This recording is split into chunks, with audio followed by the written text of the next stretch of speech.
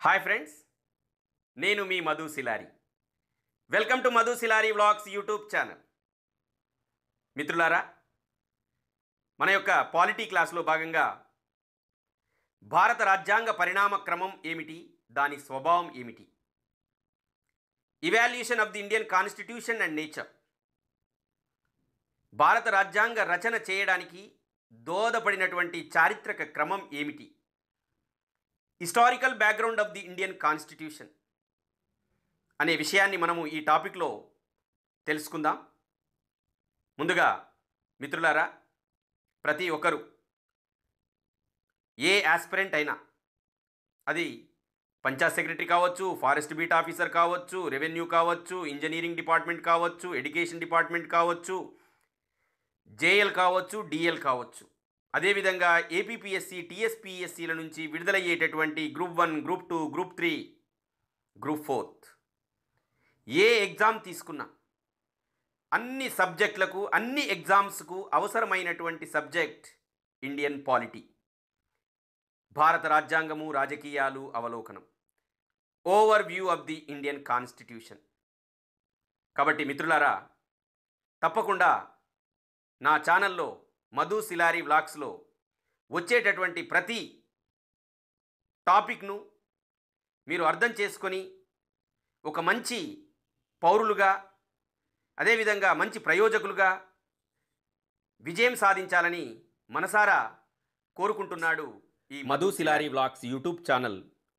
క్లాస్లో భాగంగా భారత రాజ్యాంగ పరిణామ క్రమం, స్వభావం ఏమిటి, evaluation of the Indian constitution and nature లో భాగంగా భారత రాజ్యాంగ చరిత్ర క్రమం ఏమిటి, historical background of the Indian constitution అంటే భారత రాజ్యాంగ రచనకు ముందు దోహదం చేసినటువంటి పరిస్థితులు ఏమిటో మనం తెలుసుకుందాం. క్రీస్తు శకం 1600 సంవత్సరంలో బ్రిటిష్ వారు భారతదేశానికి వ్యాపార నిమిత్తమై వచ్చారు. వచ్చి 1600 డిసెంబర్ 31న ఈస్ట్ ఇండియా కంపెనీని స్థాపించి వ్యాపారం చేయడం మొదలుపెట్టారు భారతదేశంతో. ఆనాడు ఈస్ట్ ఇండియా కంపెనీకి భారతదేశంలో వ్యాపారం చేయడానికి అనుమతినిచ్చింది బ్రిటన్ రాణి ఎలిజబెత్ I. 1764లో జరిగినటువంటి బక్సార్ యుద్ధం. ఈ బక్సార్ యుద్ధంలో, బ్యాటిల్ ఆఫ్ బక్సార్లో మొఘల్ చక్రవర్తి అయినటువంటి షా ఆలం ఓడిపోయి బ్రిటిష్ వారికి 1765వ సంవత్సరంలో, అంటే ఈస్ట్ ఇండియా కంపెనీకి బీహార్, బెంగాల్, ఒరిస్సాలలో దివానీ అధికారాన్ని ఇవ్వడం జరిగింది. అంటే దివానీ అధికారం అనగా పన్నులు వసూలు చేసుకునే అధికారం. ఏ విషయంలో? రెవెన్యూ, సివిల్ జస్టిస్ విషయాలలో. అంటే భారతదేశంలో ఈస్ట్ ఇండియా కంపెనీకి దివానీ అధికారాన్ని మంజూరు చేసినది మొఘల్ చక్రవర్తి అయినటువంటి షా ఆలం. 1857లో జరిగినటువంటి సిపాయిల తిరుగుబాటు అనంతరం ఈ యుద్ధంలో బ్రిటిష్ వారు విజయం సాధించారు. తర్వాత క్రీస్తు శకం 1858లో భారతదేశ భూభాగంపై రాజకీయ అధికారాన్ని సంపాదించి భారతదేశంలో బ్రిటిష్ రాణి పాలన ప్రారంభమైంది. ఆనాటి బ్రిటిష్ రాణి విక్టోరియా. ఆనాడు మొదలు క్రీస్తు శకం 1947 ఆగస్టు 15న స్వాతంత్రం సిద్ధించేంత వరకు భారతదేశంలో బ్రిటిష్ పరిపాలన నిరాటంకంగా కొనసాగింది. భారతీయులకు స్వాతంత్రంతో పాటు భారతీయులు తమ రాజ్యాంగమును తామే రూపొందించుకొనవలెనను భావనను తొలిసారిగా వ్యక్తం చేసినది ఎంఎన్ రాయ్. ఎప్పుడు? 1934లోనే తమ రాజ్యాంగాన్ని తామే రూపొందించుకుంటాం అని ప్రకటించినటువంటి వ్యక్తి ఎంఎన్ రాయ్. ఎంఎన్ రాయ్ ప్రముఖ కమ్యూనిస్టు నాయకుడు, a pioneer of communist movement in India. అలాగే భారతదేశపు రాజకీయ భవితవ్యాన్ని భారతీయులే స్వయంగా తేల్చుకోవాలి అన్న డిమాండును జాతిపిత మహాత్మా గాంధీ 1922లోనే ప్రతిపాదించారు. వ్యక్తి పాలన కంటే చట్టబద్ధమైన పాలన, శాసనబద్ధమైన పాలన శ్రేష్టమైనది అని చెప్పినటువంటి వ్యక్తి Aristotle, the father of political science. ఎందుకంటే రాజనీతి శాస్త్రాన్ని శాస్త్రీయంగా అధ్యయనం చేసింది గ్రీకులే మొదటిసారిగా. రాజ్యాంగం అంటే ఒక దేశంలోని ప్రజలు, పాలకులు, పాలనా యంత్రాంగం ఆచరించి పాటించే నియమ నిబంధనల సంపుటి, దేశ భవిష్యత్తు కోసం రూపొందించిన మహత్తర శాసనం. అంటే రాజ్యాంగం అనే భావనను తొలిసారిగా ప్రతిపాదించింది అరిస్టాటిల్. ఆయన రాసినటువంటి ప్రసిద్ధ గ్రంథం ది పాలిటిక్స్. అందుకే అరిస్టాటిల్ను ఫాదర్ ఆఫ్ పొలిటికల్ సైన్స్ అని కూడా పిలుస్తారు. ప్రపంచంలో మొట్టమొదటి లిఖిత రాజ్యాంగ చట్టం అమెరికా రాజ్యాంగం. ఈ అమెరికా రాజ్యాంగాన్ని 1789లో రూపకల్పన చేశారు. ప్రపంచంలో మొట్టమొదటి రాజ్యాంగ చట్టం బ్రిటిష్ రాజ్యాంగం. అలాగే భారతదేశంలో తొలి లిఖిత రాజ్యాంగ చట్టం 1773లో చేయబడినటువంటి రెగ్యులేటింగ్ చట్టం. అంటే భారతదేశంలో అత్యున్నత శాసనం, మౌలిక శాసనం రాజ్యాంగం. క్రీస్తు శకం 1600 నుండి 1950 వరకు గల భారతదేశ సుదీర్ఘ రాజ్యాంగ చరిత్రను బీసీ రావత్ అనే చరిత్రకారుడు 6 దశలుగా వర్గీకరించాడు. అంటే క్రీస్తు శకం 1600లో ఈస్ట్ ఇండియా కంపెనీ ప్రారంభమైన నాటి నుండి భారతదేశంలో రెగ్యులేటింగ్ చట్టం చేసే సమయం వరకు, అంటే 1600 నుంచి 1773 వరకు ఒక దశ, 1773 నుండి 1858 వరకు రెండవ దశ, 1858 నుండి 1909 వరకు మూడవ దశ, 1909 నుండి 1935 వరకు నాలుగవ దశ, 1935 నుండి దేశానికి స్వాతంత్రం సిద్ధించేంత వరకు ఐదవ దశ, 1947 నుండి రాజ్యాంగం అమల్లోకి వచ్చేంత వరకు ఆరవ దశ. ఈ 6 దశల గురించి ఏ దశలో ఏ విధమైనటువంటి పరిణామాలు జరిగాయి అనే విషయాలను మనము చాలా క్లియర్గా తెలుసుకునే ప్రయత్నం చేద్దాం. ఈ 6 దశల్లో అంటే ఈస్ట్ ఇండియా కంపెనీ స్థాపన జరిగిన 1600 సంవత్సరం నుండి దేశానికి స్వాతంత్రం సిద్ధించేంత వరకు, అంటే 1947, తర్వాత రాజ్యాంగం అమల్లోకి వచ్చేంత వరకు, అంటే 1950 వరకు భారతదేశంలో రాజ్యాంగపరంగా జరిగినటువంటి సంఘటనలు ఏమిటి? ఈ దశల్లో రెగ్యులేటింగ్ చట్టాలు కావచ్చు, తర్వాత చార్టర్ చట్టాలు కావచ్చు, కౌన్సిల్ చట్టాలు కావచ్చు, భారత ప్రభుత్వ చట్టాలు కావచ్చు, వాటి అర్థ వివరణలు, ఆ చట్టాల్లో పేర్కొన్నటువంటి అనేక అంశాల గురించి మనము తెలుసుకునే ప్రయత్నం చేద్దాం. తప్పకుండా ఈ చట్టాల నుంచి ఒక ప్రశ్న, 2 ప్రశ్నలు తప్పకుండా వచ్చేటటువంటి అవకాశాలు ఉన్నాయి. కాబట్టి రాజ్యాంగానికి సంబంధించినటువంటి అనేక కీలక భావనలను మనము ఈ చట్టాల్లో అర్థం చేసుకునే ప్రయత్నం చేద్దాం. ఈ 6 దశల్లో మొదటి దశ 1600 నుండి 1773 వరకు. ఈ దశలో ఈస్ట్ ఇండియా కంపెనీ భారతదేశంలో 3 రాష్ట్రాలను స్వాధీనం చేసుకుంది. అవి ఏమి అనగా బొంబాయి, మద్రాస్, బెంగాల్. అదేవిధంగా ఈస్ట్ ఇండియా కంపెనీలో జరుగుతున్నటువంటి అవినీతిని వెలికి తీయుటకు బ్రిటిష్ ప్రభుత్వం జనరల్ బుర్గోయిస్ నేతృత్వంలో ఒక రహస్య కమిటీని కూడా ఏర్పాటు చేసింది. ఈ కమిటీ భారతదేశంలో ఈస్ట్ ఇండియా కంపెనీ కార్యకలాపాలను క్రమబద్ధం చేయవలసిన అవసరం ఉంది అని సిఫారసు చేసింది. ఈ దశలో జరిగినటువంటి ప్రధాన సంఘటనలు ఇవి, ముఖ్యమైనవి. రెండవ దశ 1773 నుండి 1858 వరకు. అంటే ఈ 1773లో రెండవ దశలో ప్రధానమైనటువంటిది రెగ్యులేటింగ్ చట్టం చేయడం. 1773లో చేసినటువంటి రెగ్యులేటింగ్ చట్టం. ఈ చట్టంలో ఏమున్నాయి? ఈ చట్టానికి చాలా ప్రాముఖ్యత ఉంది. ఎందుకనగా భారతదేశంలో ఈస్ట్ ఇండియా కంపెనీని క్రమబద్ధం చేయడానికి రూపొందించిన మొట్టమొదటి చట్టం. ఎందుకంటే అప్పటి వరకు ఈస్ట్ ఇండియా కంపెనీకి అడ్డు అదుపు లేదు. కాబట్టి ఈస్ట్ ఇండియా కంపెనీని క్రమబద్ధం చేయడానికి మొట్టమొదటిసారిగా చేసినటువంటి చట్టం రెగ్యులేటింగ్ చట్టం. ఇది మొదటిసారిగా కంపెనీకి రాజకీయ పరిపాలన అధికారాలను అందించింది మరియు భారతదేశంలో కేంద్రీకృత పరిపాలనకు పునాదులు వేసినటువంటి చట్టం రెగ్యులేటింగ్ చట్టం. ఈ చట్టాన్ని 1773 మే 18న ఆనాటి బ్రిటిష్ ప్రధానమంత్రి అయినటువంటి లార్డ్ నార్త్ బ్రిటిష్ పార్లమెంటులో ప్రవేశపెట్టాడు. ఈ చట్టం బ్రిటిష్ ప్రభుత్వం రూపొందించి ఈస్ట్ ఇండియా కంపెనీ కార్యకలాపాలను క్రమబద్ధం చేసింది కాబట్టి ఈ చట్టాన్ని రెగ్యులేటింగ్ చట్టం అన్నారు. ఈ చట్టం బ్రిటిష్ ప్రభుత్వం ఈస్ట్ ఇండియా కంపెనీకి మరో 20 సంవత్సరాల పాటు భారతదేశంలో వ్యాపారం చేసుకునే అవకాశాన్ని తొలిసారిగా మంజూరు చేసింది. అంటే చూడండి, 1600 సంవత్సరంలో వచ్చినటువంటి బ్రిటిష్ వారికి అడ్డు అదుపు లేకుండా పరిపాలన అంటే వ్యాపారం చేసుకునే అవకాశాలు కల్పించారు. కానీ వారి వ్యాపారానికి ఒక క్రమబద్ధం చేశారు. మరో 20 సంవత్సరాలు మాత్రమే వ్యాపారం చేసుకోండి, అవసరమైతే మళ్ళీ పొడిగిస్తాం అని చెప్పినటువంటి చట్టం రెగ్యులేటింగ్ చట్టం 1773. ఈ రెగ్యులేటింగ్ చట్టం అప్పటి వరకు భారతదేశంలో 3 ప్రాంతాలను, 3 రాష్ట్రాలను స్వాధీనం చేసుకున్నారు, బొంబాయి, మద్రాస్, బెంగాల్ రాష్ట్రాలను. ఈ మద్రాస్, బొంబాయి రాష్ట్రాలను బెంగాల్ గవర్నర్ పరిధిలోకి తీసుకొచ్చింది రెగ్యులేటింగ్ చట్టం. ఈ చట్టం బెంగాల్ గవర్నర్ను బెంగాల్ గవర్నర్ జనరల్గా పిలవాలని పేర్కొంది. అతనికి సలహాలు ఇవ్వడానికి 4 సభ్యులతో కూడినటువంటి ఎగ్జిక్యూటివ్ కౌన్సిల్ను కూడా ఏర్పాటు చేసింది. అంటే ఈ విధంగా భారతదేశంలో బెంగాల్ గవర్నర్గా నియమించబడినటువంటి మొట్టమొదటి వ్యక్తి Warren Hastings. Warren Hastings Bengal గవర్నర్గా ఉన్నప్పుడు 1772లో కలెక్టర్ అనే పదవిని కూడా ప్రవేశపెట్టాడు. ఇక్కడ ఇంపార్టెంట్, కలెక్టర్ పదవిని భారతదేశంలో ఏ సంవత్సరంలో ప్రవేశపెట్టారు, ఎవరు ప్రవేశపెట్టారు? భారతదేశంలో కలెక్టర్ పదవిని మొదటిసారిగా ప్రవేశపెట్టింది 1772లో. అప్పుడున్నటువంటి Bengal governor general Warren Hastings. ఈ రెగ్యులేటింగ్ చట్టం 1774లో కలకత్తాలోని ఫోర్ట్ విలియం వద్ద మేయర్ కోర్టు స్థానంలో సుప్రీంకోర్టుని ఏర్పాటు చేసింది. అంటే ఇక్కడ ఇంపార్టెంట్, భారతదేశంలో మొట్టమొదటిసారిగా సుప్రీంకోర్టును ఏ చట్టం ద్వారా ఏర్పాటు చేశారు? రెగ్యులేటింగ్ చట్టం ద్వారా. ఎప్పుడు ఏర్పాటు చేశారు? 1774లో. ఎక్కడ ఏర్పాటు చేశారు? కలకత్తాలో.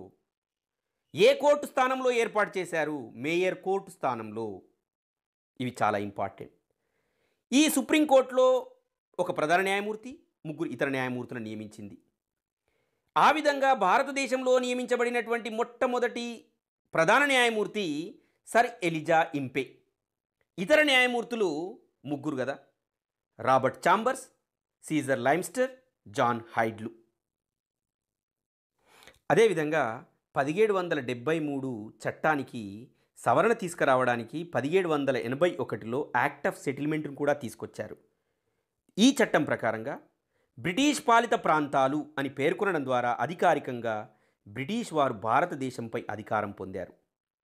అంటే భారతదేశంపై బ్రిటిష్ వారు అధికారికంగా అధికారం పొందింది 1781లో చేసినటువంటి యాక్ట్ ఆఫ్ సెటిల్మెంట్ ద్వారా. మరో ముఖ్యమైనటువంటి చట్టం 1784లో చేసినటువంటి పిట్స్ ఇండియా చట్టం. ఈ చట్టాన్ని ఆనాటి బ్రిటిష్ ప్రధానమంత్రి అయినటువంటి సర్ విలియం పిట్స్ రూపొందించి అమలు చేయడం వల్ల దీనికి ఆ పేరు వచ్చింది. ఈ చట్టం రెగ్యులేటింగ్ చట్టంలోని లోపాలను సరిచేసేందుకు రూపొందించబడింది. ఈ చట్టం ప్రకారంగా దేశంలో పరిపాలన అంశాలను 2 రకాలుగా వర్గీకరించారు: రాజకీయ వ్యవహారాలు, వ్యాపార వ్యవహారాలు. రాజకీయ వ్యవహారాల నియంత్రణకు గాను బోర్డ్ ఆఫ్ కంట్రోల్ను ఏర్పాటు చేశారు. వ్యాపార వ్యవహారాల నియంత్రణకు గాను కోర్ట్ ఆఫ్ డైరెక్టర్స్ను ఏర్పాటు చేశారు. ఈ విధంగా భారతదేశంలో తొలిసారిగా ద్వంద్వ ప్రభుత్వ విధానాన్ని ప్రవేశపెట్టింది బ్రిటిష్ ప్రభుత్వం భారతదేశంలో. అంటే రాజకీయ వ్యవహారాలు, పరిపాలన, వ్యాపార వ్యవహారాలు, రాజకీయ వ్యవహారాలు, వ్యాపార వ్యవహారాలు అని వర్గీకరించి ద్వంద్వ ప్రభుత్వ విధానాన్ని ప్రవేశపెట్టింది పిట్స్ ఇండియా చట్టం ద్వారా 1784లో బ్రిటిష్ ప్రభుత్వం. మరో ముఖ్యమైనటువంటి చట్టం 1793లో చేసినటువంటి చార్టర్ చట్టం. చార్టర్ అనగా ఒప్పందం అని అర్థం. ఈ చట్టం ఈస్ట్ ఇండియా కంపెనీకి వ్యాపారం చేసుకున్నటకు మరో 20 సంవత్సరాలు పొడిగించింది. ఈ చట్టం మున్సిపాలిటీలకు చట్టబద్ధత కల్పించింది. మున్సిపాలిటీలకు చట్టబద్ధత కల్పించినటువంటి చట్టం ఏది? 1793 చార్టర్ చట్టం. ఇంపార్టెంట్. 1793 చార్టర్ చట్టం చేసినప్పుడు ఉన్నటువంటి Bengal governor general lord Cornwallis. అదేవిధంగా మరో ముఖ్యమైనటువంటి చట్టం 1813 చార్టర్ చట్టం. చూడండి, ఇక్కడ 1793కు 1813కు 20 సంవత్సరాలు. అంటే ఈస్ట్ ఇండియా కంపెనీకి మరో 20 సంవత్సరాలు వ్యాపారం చేసుకోవడానికి అవకాశం కల్పించింది 1813 చార్టర్ చట్టం. ఈ చార్టర్ చట్టం 1813 చార్టర్ చట్టం భారత్లో వ్యాపారం చేసే ఈస్ట్ ఇండియా కంపెనీ గుత్తాధికారాన్ని రద్దు చేసి బ్రిటిష్ పౌరులందరికీ భారత్లో వ్యాపారం చేసుకునే స్వేచ్ఛ కల్పించింది. తేయాకు చైనాతో వ్యాపార సంబంధాలు తప్ప. అంటే అప్పటి వరకు ప్రతి భారతదేశంలో ఏ వ్యాపారమైనా చేసేటటువంటి అధికారం ఓలకుంది ఈస్ట్ ఇండియా కంపెనీకి. ఈస్ట్ ఇండియా కంపెనీకి గల అధికారాన్ని, గుత్తాధికారాన్ని రద్దు చేసి భారతదేశంలో బ్రిటిష్ పౌరులందరికీ వ్యాపారం చేసుకునే అవకాశం కల్పించింది. కానీ తేయాకు చైనాతో వ్యాపార సంబంధాలు మాత్రం అందరికీ ఇవ్వలే, ఈస్ట్ ఇండియా కంపెనీకి ఇచ్చింది. ఈ చట్టం భారత్లో విద్యా వ్యాప్తికి 1,00,000 రూపాయలు కేటాయించింది. అంటే చూడండి, ఈ చట్టం 1813 చార్టర్ చట్టం భారత్లో విద్యా వ్యాప్తికి సంవత్సరానికి 1,00,000 రూపాయలు కేటాయించింది. అంటే కేవలం మతపరమైన విద్య కోసమే, అన్ని రకాలైన విద్యా అవకాశాల కోసం కాదు, కేవలం ఒక మతపరమైనటువంటి విద్య కోసమే 1,00,000 రూపాయలు కేటాయించినటువంటి చట్టం చార్టర్ చట్టం. అంటే ఈ విధంగా ఈ చట్టం క్రిస్టియన్ మిషనరీల రాకను తొలిసారిగా భారతదేశానికి ఆహ్వానించింది. దీని వలన విద్యాలయాలు, ఆసుపత్రులు, మత మార్పిడిలకు అవకాశం కల్పించింది ఈ చార్టర్ చట్టం 1813. మరో ముఖ్యమైనటువంటి చట్టం 1833 చార్టర్ చట్టం. ఈస్ట్ ఇండియా కంపెనీ పాలనలో రూపొందించిన అతి ముఖ్యమైనటువంటి చట్టం 1833 చార్టర్ చట్టం. ఈస్ట్ ఇండియా కంపెనీకి మరో 20 సంవత్సరాలు వ్యాపారం చేసుకునే అవకాశం కల్పించింది 1833 చార్టర్ చట్టం. ఈ చట్టం బెంగాల్ గవర్నర్ జనరల్ పదవిని రద్దు చేసి దాని స్థానంలో భారతదేశ గవర్నర్ జనరల్ అనే పదవిని ఏర్పాటు చేసింది. అప్పటి వరకు కేవలం Bengal governor general, lord Warren Hastings మొదటి గవర్నర్ జనరల్. తర్వాత ఈ బెంగాల్ గవర్నర్ జనరల్ పదవిని రద్దు చేసి భారతదేశ గవర్నర్ జనరల్ అను పదవిని ఏర్పాటు చేసినటువంటి చట్టం 1833 చట్టం. ఈ 1833 చార్టర్ చట్టం ప్రకారంగా భారతదేశ గవర్నర్ జనరల్గా నియమించబడినటువంటి మొట్టమొదటి భారతదేశ governor general lord William Bentinck. It's a very very important. భారతదేశ మొదటి బెంగాల్ గవర్నర్ వారన్ హేస్టింగ్స్ అయితే, తర్వాత బెంగాల్ గవర్నర్ జనరల్ పదవి రద్దు చేయబడి భారతదేశ గవర్నర్ జనరల్ పదవి చేపట్టినటువంటి మొట్టమొదటి వ్యక్తి లార్డ్ విలియం బెంటింగ్ 1833. ఈ 1833 చార్టర్ చట్టం ఈస్ట్ ఇండియా కంపెనీ ప్రభుత్వ ఉద్యోగాలలో భారతీయులకు తొలిసారిగా అవకాశం కల్పించింది. అంటే అప్పటి వరకు 1833 చార్టర్ చట్టానికి ముందు అన్ని ఉద్యోగాలు బ్రిటిష్ వారే చేశారు. కానీ ఈస్ట్ ఇండియా కంపెనీ ప్రభుత్వ ఉద్యోగాలలో భారతీయులకు తొలిసారిగా అవకాశం కల్పించినటువంటి చట్టం 1833 చార్టర్ చట్టం. అదేవిధంగా ఈ 1833 చార్టర్ చట్టం గవర్నర్ జనరల్ కౌన్సిల్ నందు ఒక న్యాయ సభ్యుడిని నియమించాలని పేర్కొంది. ఆ విధంగా మొట్టమొదటి న్యాయ సభ్యుడిగా నియమించబడినటువంటి వ్యక్తి లార్డ్ మెకాలే. ఈ చట్టం భారతదేశంలో న్యాయ చట్టాలను క్రోడీకరించేందుకు ఒక న్యాయ సంఘాన్ని నియమించాలని కూడా పేర్కొంది. ఆ విధంగా భారతదేశంలో మొట్టమొదటి న్యాయ సంఘానికి అధ్యక్షుడిగా, అంటే లా కమిషన్ చైర్మన్గా నియమించబడినటువంటి వ్యక్తి లార్డ్ మెకాలే. చార్టర్ చట్టాలలో చివరిది 1853 చార్టర్ చట్టం. మీకు ఇప్పటికే అర్థమై ఉంటుంది, చార్టర్ అనగా ఒప్పందము అని అర్థం. ఈ 1853 చార్టర్ చట్టం ప్రకారం బ్రిటిష్ ప్రభుత్వం ఈస్ట్ ఇండియా కంపెనీకి భారత్లో వ్యాపారం చేసుకునే మరో 20 సంవత్సరాలు వ్యాపారం చేసుకునే అనుమతిని పొడిగించలేదు. మొట్టమొదటిసారిగా వ్యాపారం చేసుకునే అనుమతిని ఎప్పుడు పొడిగించింది? 1773 రెగ్యులేటింగ్ చట్టం ప్రకారం. కానీ 1853 చార్టర్ చట్టం ప్రకారం మరో 20 సంవత్సరాలు ఈస్ట్ ఇండియా కంపెనీకి భారతదేశంలో వ్యాపారం చేసుకునే అనుమతిని పొడిగించలేదు. ఈ 1853 చట్టం భారత్లో శాసన నిర్మాణంలో భారతీయులకు తొలిసారిగా అవకాశం కల్పించింది. అయితే తుది నిర్ణయాధికారం మాత్రం గవర్నర్ జనరల్దే.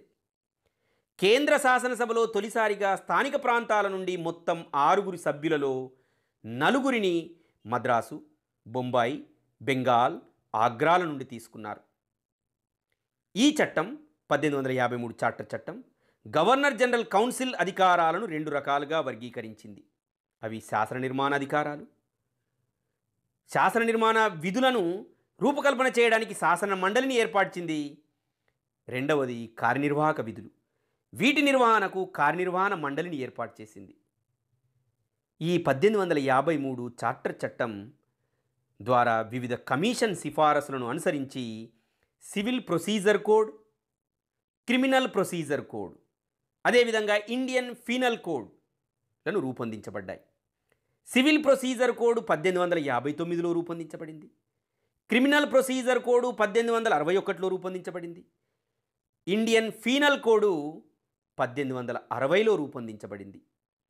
ఈ చట్టం అంటే 1853 చట్టం భారతదేశంలో తొలిసారిగా సివిల్ సర్వీసెస్లలో పోటీ పరీక్షల విధానాన్ని ప్రవేశపెట్టింది. దీని నిర్వహణ కోసం 1854లో లార్డ్ మెకాలే కమిటీని కూడా ఏర్పాటు చేయడం జరిగింది. ఈ చట్టం యొక్క సిఫారసులే సిపాయిల తిరుగుబాటుకు దారితీశాయి. అంటే ఏ చట్టం యొక్క సిఫారసులు? 1853 చార్టర్ చట్టం యొక్క సిఫారసులు. అంటే అదేవిధంగా 1873 నుండి 1858 వరకు గల చట్టాలను చార్టర్ చట్టాలు అంటారు. ఇవి ఈస్ట్ ఇండియా కంపెనీ పాలనలో చేయబడ్డాయి. అది గుర్తుంచు. మూడవ దశ 1858 నుండి 1909 వరకు, అంటే 1909 లోపు. ఈ దశలో రూపొందించబడినటువంటి ముఖ్యమైనటువంటి చట్టం 1858 భారత ప్రభుత్వ చట్టం. 1858 నుండి చేసినటువంటి చట్టాలను కౌన్సిల్ చట్టాలు లేదా భారత ప్రభుత్వ చట్టాలు అని పిలుస్తారు. ఎందుకంటే 1858 వరకు 1773 నుండి 1858 వరకు చార్టర్ చట్టాలు, ఇవి ఈస్ట్ ఇండియా కంపెనీ చేసింది.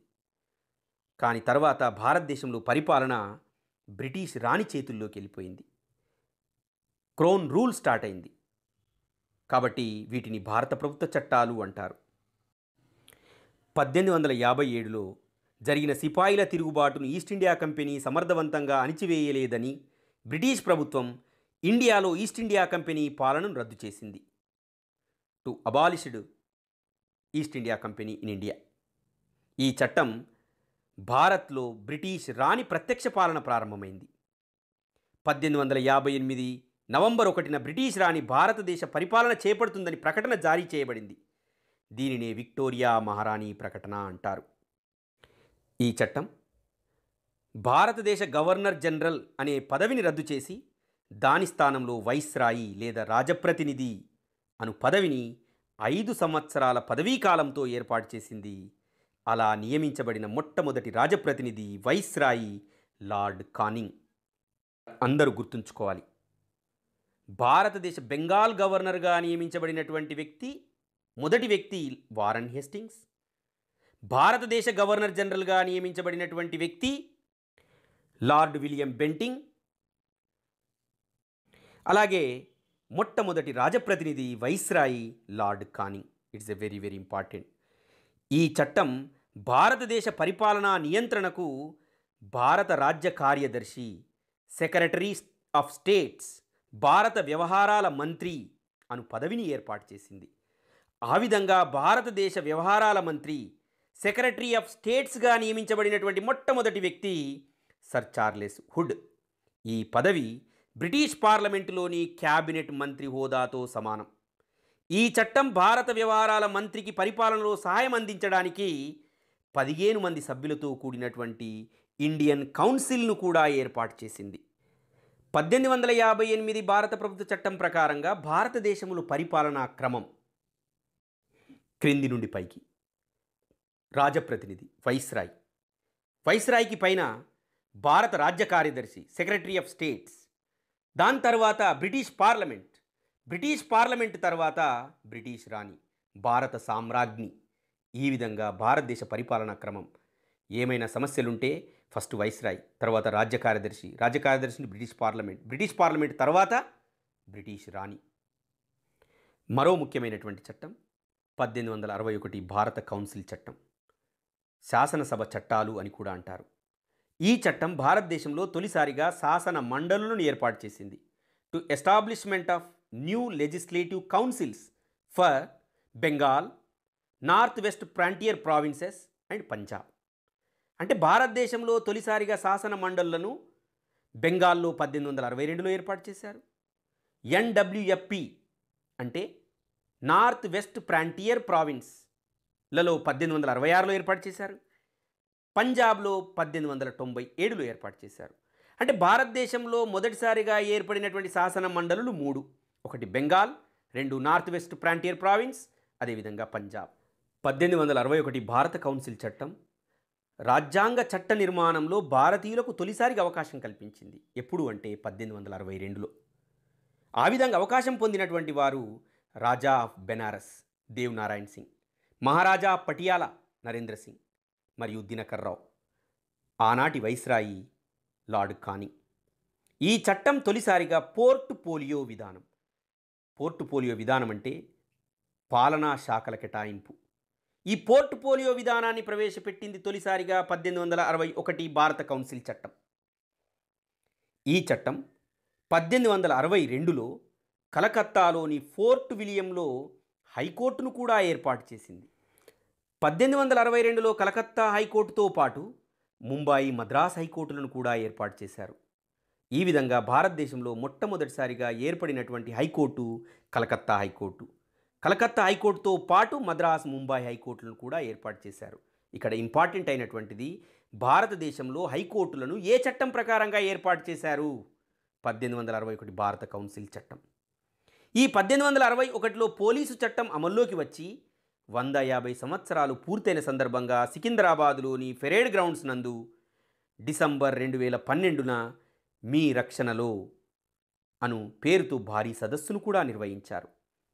అదేవిధంగా 1861 భారత కౌన్సిల్ చట్టం అత్యవసర పరిస్థితి కాలంలో వైస్రాయ్కి శాసనసభ అనుమతి లేనిదే ఆర్డినెన్సులను జారీ చేసే అధికారం కూడా ఇచ్చింది ఈ చట్టం. ఈ ఆర్డినెన్సుల కాలపరిమితి 6 నెలలు. మరో ముఖ్యమైనటువంటి చట్టం 1892 భారత కౌన్సిల్ చట్టం. ఈ భారత కౌన్సిల్ చట్టం 1892 ప్రకారంగా భారతదేశంలో తొలిసారిగా ఎన్నిక విధానంను ప్రవేశపెట్టింది. అది పరోక్ష ఎన్నిక. ఈ చట్టం భారతదేశంలో తొలిసారిగా కేంద్ర శాసన మండలికి బడ్జెట్ను చర్చించే వీలు కల్పించింది. ఇక్కడ ఇంపార్టెంట్, తొలిసారిగా భారతదేశంలో ఎన్నిక విధానాన్ని ప్రవేశపెట్టిన చట్టం ఏది? కేంద్ర శాసనసభకు బడ్జెట్ను చర్చించే వీలు కల్పించిన చట్టం ఏది అంటే 1892 భారత కౌన్సిల్ చట్టం. ఈ చట్టం అంటే 1892 భారత కౌన్సిల్ చట్టం గవర్నర్ జనరల్ శాసన మండలిలోని సభ్యుల సంఖ్యను 10 నుండి 6కి పెంచింది. ఆ పెరిగిన 6 భారతీయులు. దీనిలో 6 భారతీయులు ఎవరు అనగా, Dadabhai Naoroji, the grand old man of India, British పార్లమెంటుకు ఎన్నికైన తొలి భారతీయుడు.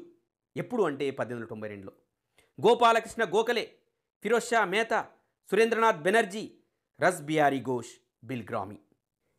ఈ విధంగా ఈ 3 దశల్లో అంటే 1600 నుండి 1773 వరకు, 1773 నుండి 1858 వరకు, 1858 నుండి 1909 వరకు జరిగినటువంటి సంఘటనలు, East India company, British parliament రూపొందించినటువంటి చట్టాలు, ఏ అంశాలు ఏ చట్టాల్లో పొందుపరచబడ్డాయో అనే అంశాలను మనము చాలా క్లియర్గా తెలుసుకున్నాం.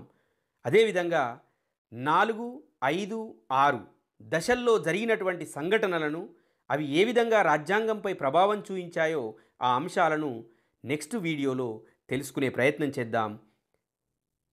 అందరూ తప్పక నా ఛానల్ను లైక్ చేయండి, షేర్ చేయండి, కామెంట్ చేయండి. మరిన్ని కొత్త వీడియోల కోసం, కొత్త క్లాసుల కోసం నా ఛానల్ను సబ్స్క్రైబ్ చేసి బెల్ ఐకాను నొక్కడం మాత్రం మర్చిపోకండి. Thank you for watching this video.